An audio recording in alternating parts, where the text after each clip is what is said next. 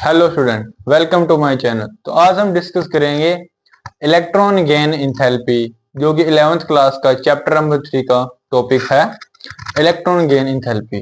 The electron gain enthalpy, it is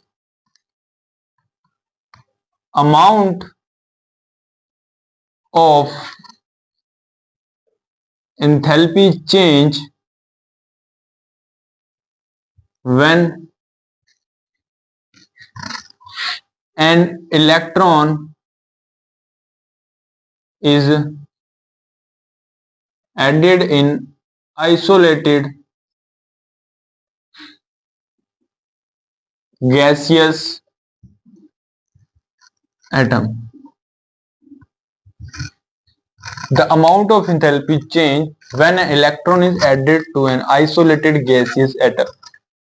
जैसे student आपने देखा हो, जो क्लोरीन है वो Cl में एग्जिस्ट करता है।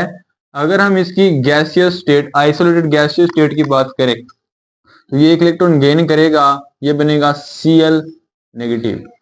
तब जब ये इलेक्ट्रॉन गेन करेगा, या तो इसको कुछ अमाउंट ऑफ एनर्जी रिक्वायर होगी इलेक्ट्रॉन गेन करने के लिए, या ये इलेक्ट्रॉन गेन करेगा तो कुछ अमाउंट ऑफ एनर्जी रिलीज करेगा। That energy is equal to delta H, और डेल्टा एच को हम लिखते हैं delta of E G, electron gain enthalpy. ये मे भी पॉजिटिव भी हो सकती है और नेगेटिव भी हो सकती है, और ज्यादातर केसेस के अंदर जो इलेक्ट्रॉन गेन इंथैल्पी है हमारे पास नेगेटिव निकल के आती है, क्योंकि इलेक्ट्रॉन हम जो गेन करते हैं तो कुछ अमाउंट ऑफ एनर्जी लूज करनी पड़ेगी।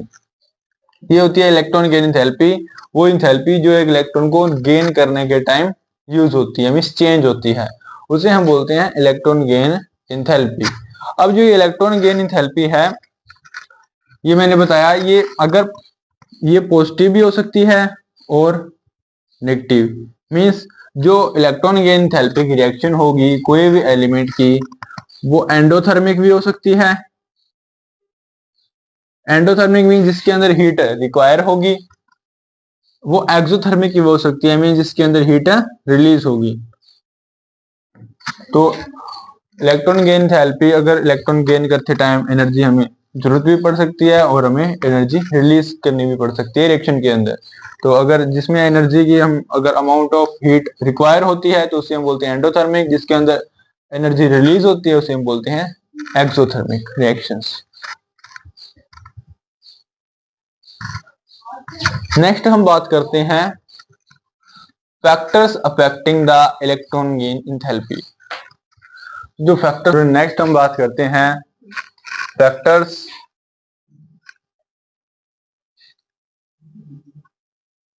Affecting electron gain enthalpy. इसके अंदर फर्स्ट फैक्टर है हमारे पास nuclear charge.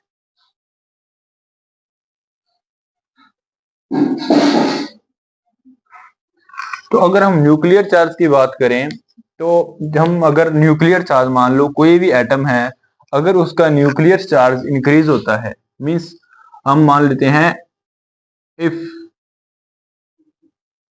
Nuclear charge increases, अगर न्यूक्लियर चार्ज इंक्रीज होगा, अगर nuclear charge increase means size of atom क्या होगा, एटम स्मॉल होगा। अगर न्यूक्लियर चार्ज ज्यादा है, साइज ऑफ एटम कम है, तो मान लो एक बहुत छोटा सा न्यूक्लियस है और ये इलेक्ट्रॉन है, इसके अंदर क्या है, न्यूक्लियर चार्ज ज्यादा है। अगर न्यूक्लियर चार्ज ज्यादा है means the attraction between, that implies attraction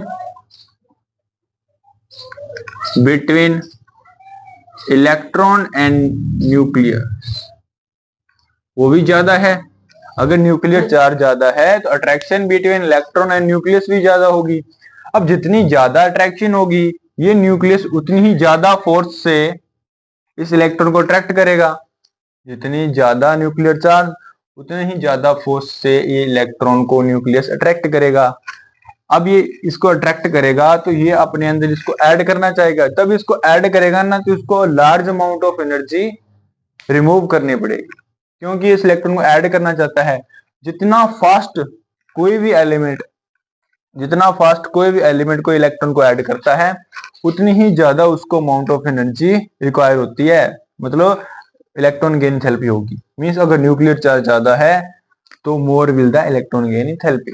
तो अब लिख सकते हैं if nuclear charge increases electron gain enthalpy increases. अगर न्यूक्लियर चार्ज बढ़ेगा तो हमारे पास इलेक्ट्रॉन गेन एंथैल्पी बढ़ेगी, क्योंकि अगर इस इलेक्ट्रॉन को ये ऐड करना चाहेगा तो उसको large amount of energy remove करनी पड़ेगी। रिमूव मींस एक्सोथर्मिक रिएक्शन होगी, तो नेगेटिव इलेक्ट्रॉन गेन एंथैल्पी होगी हमारे पास उस टाइम। अभी जो इसका ट्रेंड क्या होगा, अगर हम पीरियोडिक टेबल की बात करें, अगर हम लेफ्ट टू राइट मूव करते हैं, जैसे ग्रुप नंबर 1 to 18 पर हम जाते हैं, तो आपको पता है अगर हम लेफ्ट टू राइट मूव करते हैं तो nuclear charge NC means nuclear charge क्या होता है, इंक्रीज होता है। अगर हम लेफ्ट टू राइट मूव करेंगे, अगर न्यूक्लियर चार्ज इंक्रीज हो रहा है, दैट मींस हमारे पास इलेक्ट्रॉन गेन एंथैल्पी भी क्या होगी, इंक्रीज होगी। अगर न्यूक्लियर चार्ज इंक्रीज हो रहा है that means electron gain enthalpy भी क्या होगी, इंक्रीज होगी। तो हम बोल सकते हैं as we move in a periodic table left to right, electron gain enthalpy increases with increases in nuclear charge।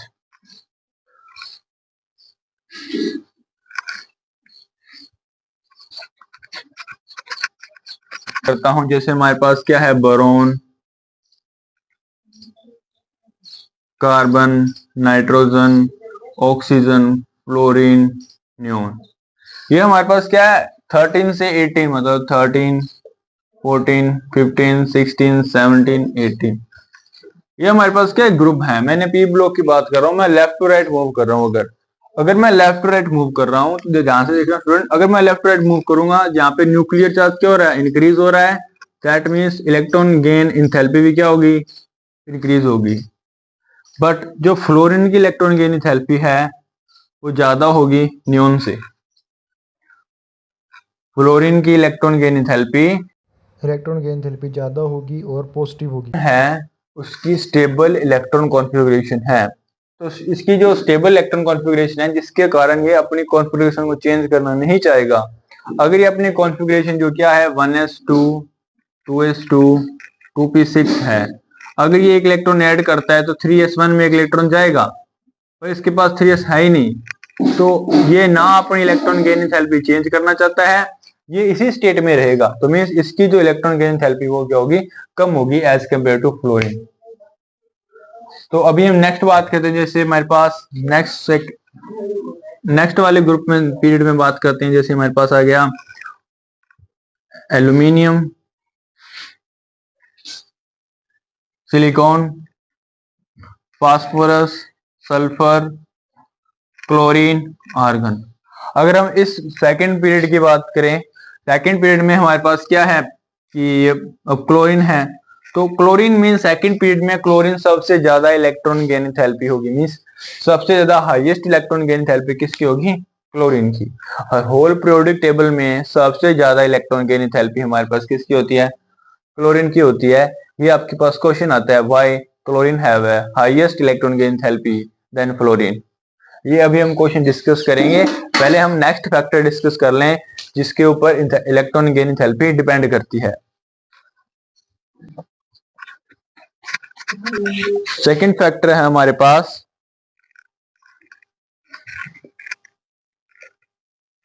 Size of atom.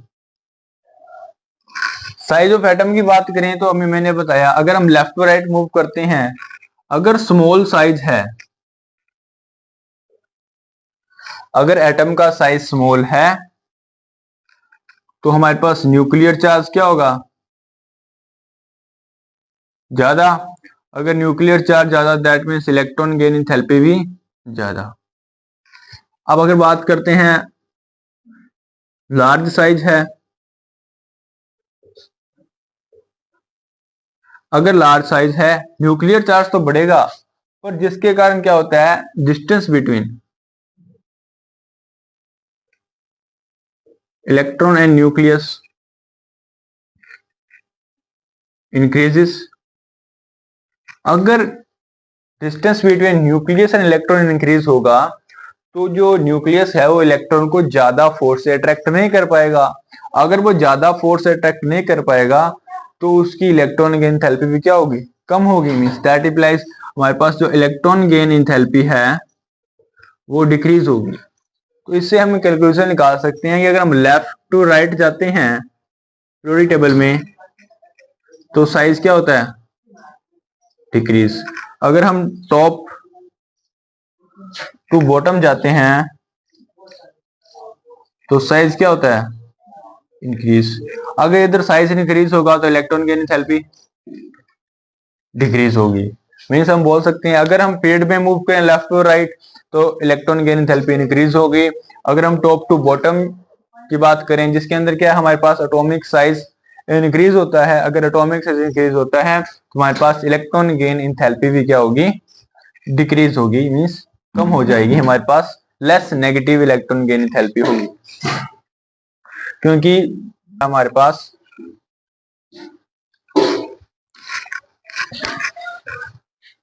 Third factor है स्टूडेंट हमारे पास इलेक्ट्रॉनिक कॉन्फ़िगरेशन। स्टूडेंट हम बात करते हैं अभी इलेक्ट्रॉन कॉन्फ़िगरेशन, जिसके ऊपर हमारे पास इलेक्ट्रॉन गेन एंथैल्पी डिपेंड करती है। अब इलेक्ट्रॉन कॉन्फ़िगरेशन मैंने आपको बताया था 3 तरह की होती है, हम 2 तरह की बात करेंगे। एक हमारे पास होती है स्टेबल। स्टेबल मीन्स स्टेबल के अंदर आते हैं हमारे पास हाफ फील्ड और फुली फील्ड। हमारे पास half filled and fully filled जो भी एटम होंगे इलेक्ट्रॉन कॉन्फ़िगरेशन के, उनकी जो इलेक्ट्रॉन गेन एंथैल्पी वो कम होगी, मतलब डिक्रीज होगी, क्योंकि वो अपनी इलेक्ट्रॉन कॉन्फ़िगरेशन को चेंज करना नहीं चाहिए। जैसे हमारे पास नाइट्रोजन है, फास्फोरस है, नियोन है, आर्गन है, इनकी क्या है कि स्टेबल, इनकी हाफ फील्ड इलेक्ट्रॉन कॉन्फ़िगरेशन है। जैसे कि इसके अंदर क्या है, नाइट्रोजन के अंदर 1s2 2s2 2p3, और फास्फोरस के अंदर क्या है, नियोन 3s2 3p3। तो क्या ये हाफ स्टेबल है, और इसके अंदर क्या है, ये फुली स्टेबल है।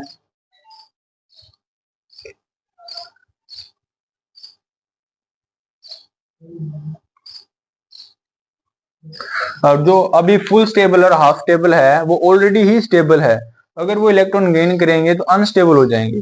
अगर अनस्टेबल होंगे तो हमारे पास क्या है कि वो उनकी जो इलेक्ट्रॉन गेन एंथैल्पी है, मींस वो इलेक्ट्रॉन ऐड करना नहीं चाहेंगे।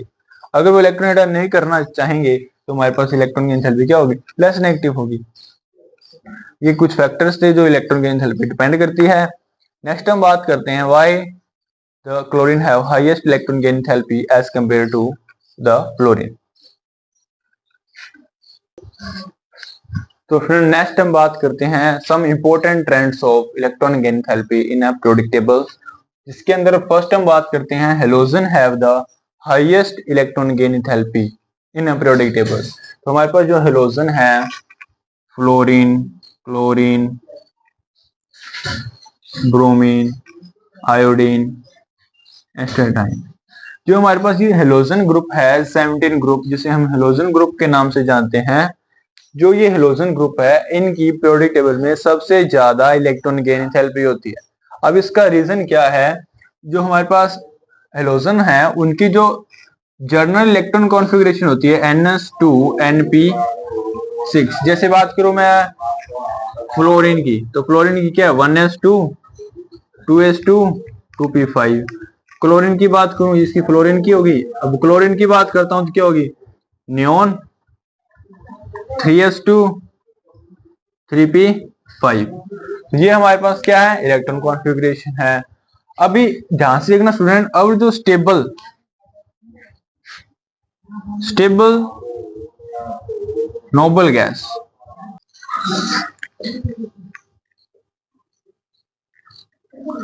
तो ध्यान से देखना स्टूडेंट, जो स्टेबल नोबल गैस कॉन्फ़िगरेशन होती है वो होती है NS2 टू NP6। ये हमारे पास क्या है, स्टेबल इलेक्ट्रॉन गेन मतलब इलेक्ट्रॉन कॉन्फ़िगरेशन है। अगर ये स्टेबल इलेक्ट्रॉन कॉन्फ़िगरेशन है तो हर एक एटम चाहेगा कि मेरे पास ये वाले इलेक्ट्रॉन कॉन्फ़िगरेशन हो, क्योंकि हर एक एटम चाहता है कि वो स्टेबल हो। तो अभी जो क्लोरीन है या फ्लोरीन है या ब्रोमीन है, आयोडीन है, इनके पास एक इलेक्ट्रॉन की कमी है, means in one electron deficient है, मतलब इनको एक ही इलेक्ट्रॉन चाहिए स्टेबल कॉन्फ़िगरेशन बनाने के लिए। अब अगर उन्हें एक ही इलेक्ट्रॉन चाहिए तो वो एक इलेक्ट्रॉन को बहुत ज्यादा फ्रिक्वेंटली ऐड करेंगे, वो ज्यादा फ्रिक्वेंटली ऐड करेंगे, तो जितना ज्यादा वो फास्ट ऐड करेंगे इलेक्ट्रॉन, उतनी ही ज्यादा उनको अमाउंट ऑफ एनर्जी रिलीज करनी पड़ेगी during the addition of electron. तो जितनी ज्यादा स्पीड से वो ऐड करेंगे उतनी ज्यादा उनको एनर्जी रिलीज करनी पड़ेगी। तो हमारे पास जो सबसे ज्यादा इलेक्ट्रॉन गैन एंथैल्पी होगी पीरियोडिक टेबल में, वो हमारे पास हेलोजन ग्रुप्स की होगी, क्योंकि इनकी ये इलेक्ट्रॉन गैन एंथैल्पी होती है। It only needed one electron to complete the stable electronic configuration। इनको सिंपली एक ही इलेक्ट्रॉन चाहिए स्टेबल इलेक्ट्रॉन कॉन्फ़िगरेशन अचीव करने के लिए, इसलिए वो हमारे पास जल्दी से इलेक्ट्रॉन ऐड करेंगे और ज्यादा अमाउंट ऑफ एनर्जी लूज करेंगे। तो सबसे ज्यादा electron gain enthalpy halogen groups की होगी पीरियोडिक टेबल में। एंड है हमारे पास electron gain enthalpy of noble gases are positive, and while beryllium, magnesium, nitrogen and phosphorus are almost zero. तो जो नोबल गैस की जो इलेक्ट्रॉन गेन एंथैल्पी वो पॉजिटिव होती है, क्योंकि आपको पता है उनकी इलेक्ट्रॉन गेन जो इलेक्ट्रॉन कॉन्फ़िगरेशन है वो NS2 NP6 है, मीन्स वो क्या है, स्टेबल।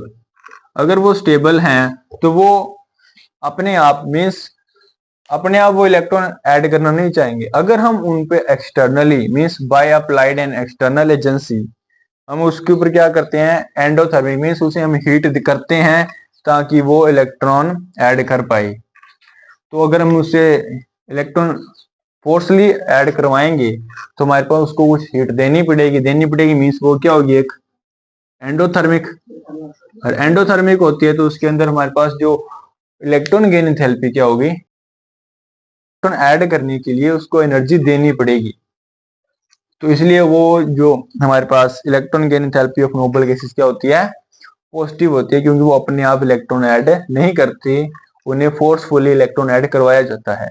अगर इलेक्ट्रॉन ऐड करवाएंगे, अगर हम किसी को हीट देते हैं तो वो क्या होती है, मतलब कोई भी रिएक्शन के ऊपर हीट अगर हम एक्सटर्नली अप्लाई करते हैं वो हमारे पास पॉजिटिव काउंट होती है।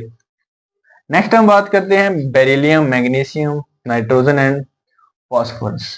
अब जो बेरिलियम है उसके आपको इलेक्ट्रॉन कॉन्फ़िगरेशन देखिए कि 1s2 2s2, ये देखिए वैलेंस शेल एक, मैग्नीशियम में नियॉन 3s2,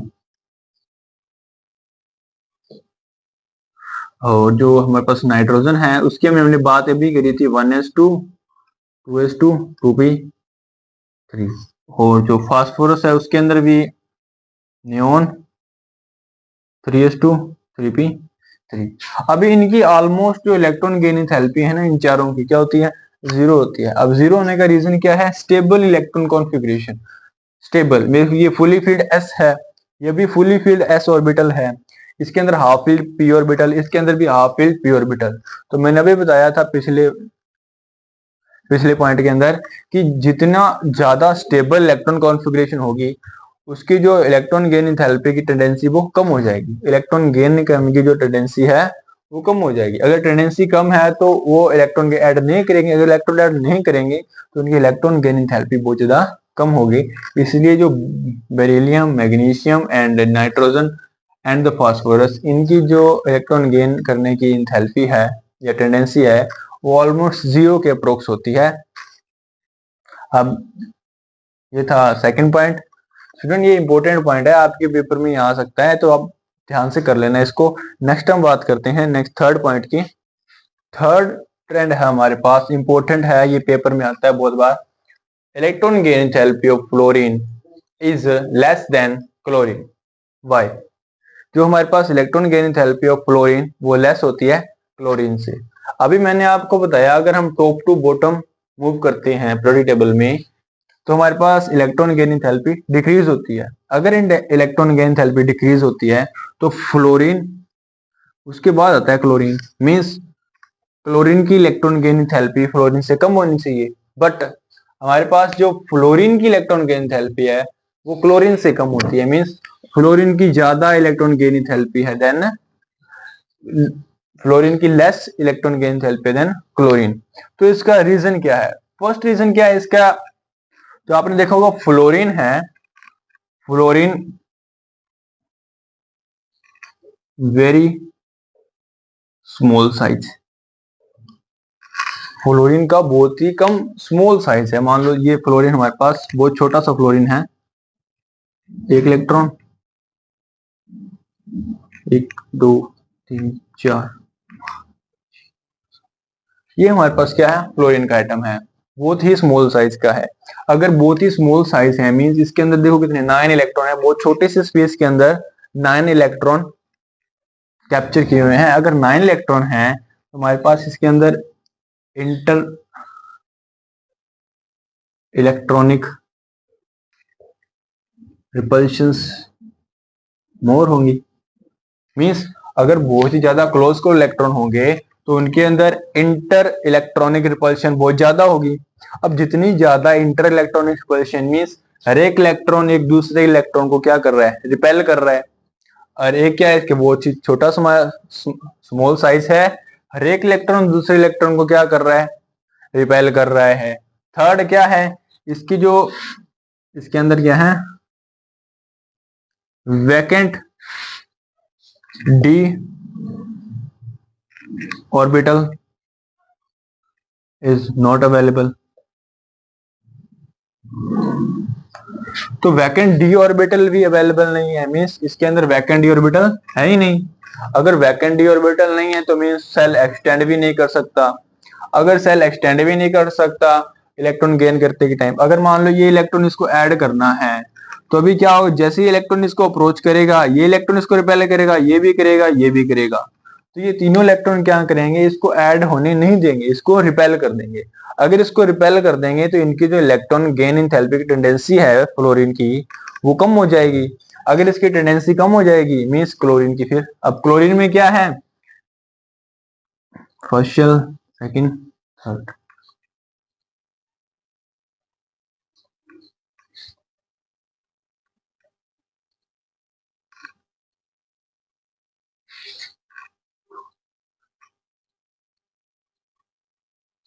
इसके अंदर क्या है हमारे पास? एक तो हमारे पास बहुत ज्यादा लार्ज साइज है एटम का, इसके अंदर वैकेंट डी ऑर्बिटल भी अवेलेबल है।